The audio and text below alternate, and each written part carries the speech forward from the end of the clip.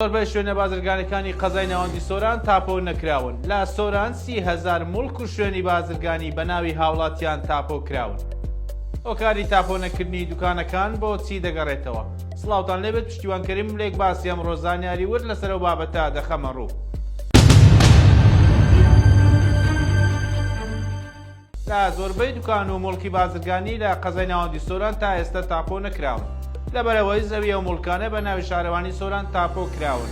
ئیدریس سەباح بەڕێوەبەری گشتی تۆماری خانوبەرەی سۆران لەم بارەیەوە بە یەک باسی ڕاگەاند.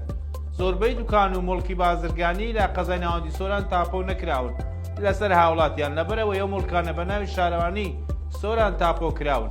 بۆیە دەبێت بەپێی یاسای ژمارە 1 ساڵی 2021 بە نرخی ڕاستەقینە پێیان بفرۆشێت و یان بە مساتەحە گرێبەستیان پێ بدرێت.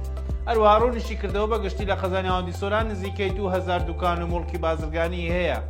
تەنها لە سنتەری قەزای ناوەندی سۆران 400 دوکان بوونی هەیە و ئێستا لە ڕێگەی ئەنجومەنی شارەوانی سۆران بەشێک لە باڵەخانە بەرزەکان و مڵکی بازرگانی مامەڵەی گرێبەستیان بۆ ئەنجام دراوە.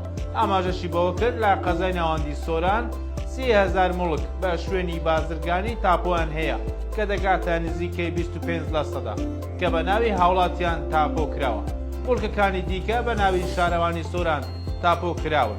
لەبەر تاپۆ نەکردنی دوکانەکان و مڵکی بازرگانی ئیدریس سەباح ڕوونیشی کردەوە.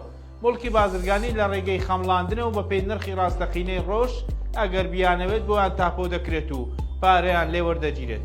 نرخەکەش بە پێی شوێنی جوگرافیا و مڵکەکە دەگۆڕدرێت. بەڵام بەهۆی کەم دەرامەتی هاوڵاتیان زۆربەی خان و مڵکە بازرگانەکان لە قەزای ناوەندی سۆران تاپۆ نەکراون. بە یارمەتی هاوکارانم یەک باسی ئەمڕۆمان پێشکەشکردن. هەرشاد.